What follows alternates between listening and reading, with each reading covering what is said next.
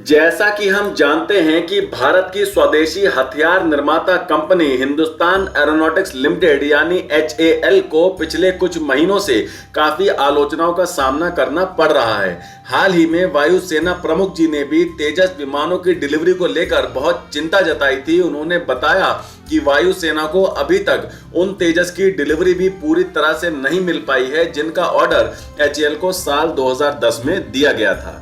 HAL पूरी कोशिश कर रहा है कि तेजस की डिलीवरी को जल्द से जल्द पूरा किया जाए। इसके लिए नासिक की अपनी मैन्युफैक्चरिंग फैसिलिटी में HAL एक नई असेंबली लाइन को भी जल्द ही शुरू करने वाला है, जिससे कि तेजस की डिलीवरी में हुई देरी को कंपनसेट किया जा सके। हालांकि ये भी सच है कि तेजस Mk1A की डिलीवरी में देरी के लिए HAL ही पूरी तरह से जिम्मेदार नहीं है। अमेरिका की GE कंपनी भी इसके लिए जिम्मेदार है, क्योंकि GE तेजस Mk1A के लिए जिन F404 इंजन की डिलीवरी HAL को करने वाली थी उसमें बहुत देरी हो रही है। बहरहाल वजह जो भी हो, अगर मैं ये कहूं कि HAL को तेजस फाइटर जेट की वजह से काफी फजीयत झेलनी पड़ रही है तो ये गलत बिल्कुल भी नहीं होगा। लेकिन ऐसा नहीं है कि HAL हर काम में पीछे है। अगर हम UAV की बात करें तो HAL की तरफ से एक बहुत बड़ी खुशखबरी निकल के सामने आई है, और खबर यह है कि HAL ने अपने प्रमुख कॉम्बैट एयर टीमिंग सिस्टम यानी CATS कार्यक्रम में CATS warrior full scale demonstrator engine का सफल ग्राउंड रन टेस्ट करके एक महत्वपूर्ण उपलब्धि हासिल की है। और ये कितनी बड़ी बात है ये आपको तब पता चलेगा जब मैं आगे आपको इस CATS वॉरियर ड्रोन की खूबियों के बारे में डिटेल में बताऊंगा। CATS वॉरियर एक स्वायत्त विंगमैन ड्रोन है जिसका वजन लगभग 1500 किलोग्राम के आसपास है। यह स्वचालित रूप से टेक ऑफ और लैंडिंग करने में पूरी तरह से सक्षम है। दरअसल वॉरियर ड्रोन को भारतीय वायुसेना के पायलट द्वारा उड़ाए जाने वाले स्वदेशी तेजस लड़ाकू विमान के साथ संचालित करने के लिए डिजाइन किया जा रहा है। जब वॉरियर और तेजस दोनों एक साथ युद्ध में उतरेंगे तो वॉरियर न सिर्फ दुश्मन के हमलों से तेजस की रक्षा करेगा बल्कि दुश्मन से लड़ेगा भी। आम हवाई क्षेत्र की बात तो छोड़ दीजिए जहां हल्की फुल्की सुरक्षा होती है, बल्कि दुश्मन का वो हवाई क्षेत्र जहां पर सुरक्षा बहुत मजबूत होगी, वॉरियर ड्रोन को इस तरह के क्षेत्रों में घुसने और स्ट्राइक करने के लिए बनाया जा रहा है। अब तक ये ड्रोन पूरी तरह से स्टेल्थ तो नहीं है, लेकिन आप इन्हें लगभग स्टेल्थ ही मानकर चलिए, क्योंकि इनके डिजाइन को इस तरह से तैयार किया गया है जिससे ये दुश्मन के रडार के पकड़ में आसानी से नहीं आ पाएंगे और ये ड्रोन दुश्मन के क्षेत्र में काफी अंदर जाकर डीप स्ट्राइक करने में पूरी तरह से सक्षम होंगे। आपको याद होगा साल 2019 में जब भारतीय वायुसेना ने बालाकोट में पाकिस्तान के एयर स्पेस में अंदर घुसकर जब टेररिस्ट कैंप पर बमबारी की थी। इस तरह के जो ऑपरेशंस होते हैं उनमें पायलट की जान को बहुत खतरा रहता है, क्योंकि दुश्मन के क्षेत्र में एक बार को घुसना तो आसान है, लेकिन अपना काम खत्म करके सकुशल वापस आना सबसे बड़ी चुनौती होती है।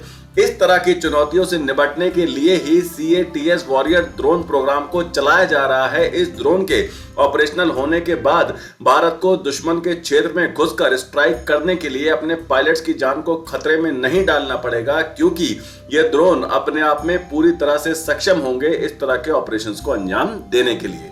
अगले महीने 10 से 14 फरवरी तक होने वाले एरो इंडिया शो में CATS वॉरियर ड्रोन के प्रोटोटाइप को दिखाया जा सकता है। इसके इंजन के ग्राउंड टेस्ट तो पूरी तरह से सफल रहे हैं और इस साल के अंत तक इसके फ्लाइट टेस्ट को भी पूरा किए जाने की पूरी संभावना है।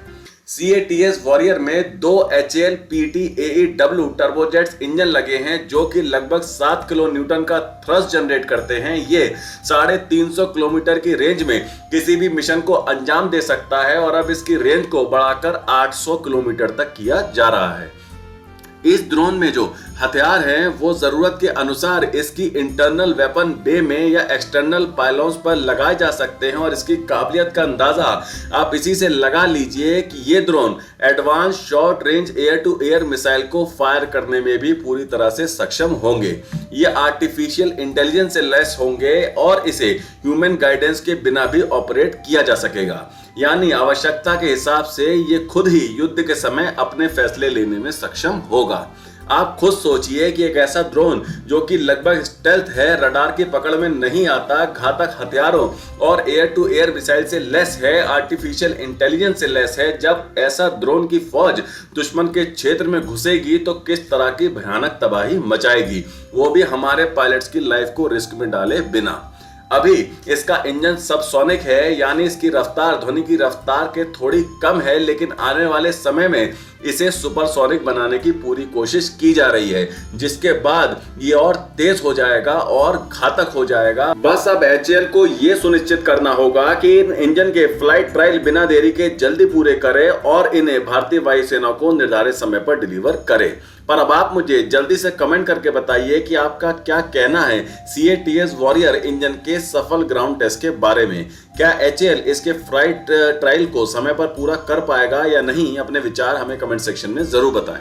अब चलते हैं अपने दूसरे सेक्शन, यानी जो लोग जॉब ढूंढ रहे हैं उनके लिए काम की खबर। भारत सरकार के इलेक्ट्रॉनिकी और सूचना प्रौद्योगिकी मंत्रालय द्वारा संचालित डिजिटल इंडिया कॉर्पोरेशन यानी DIC ने एडमिनिस्ट्रेटिव एग्जीक्यूटिव, सिस्टम एडमिनिस्ट्रेटर और रिसेप्शनिस्ट फ्रंट डेस्क एग्जीक्यूटिव के पद पर आवेदन आमंत्रित किए हैं। इस भर्ती का विज्ञापन 3 जनवरी 2025 को जारी किया गया है, जिसके बाद से ही यहां पर आवेदन की प्रक्रिया चालू है। इच्छुक अभ्यर्थी ऑफिशियल वेबसाइट www.meity.gov या dic.gov.in पर जाकर फॉर्म अप्लाई कर सकते हैं।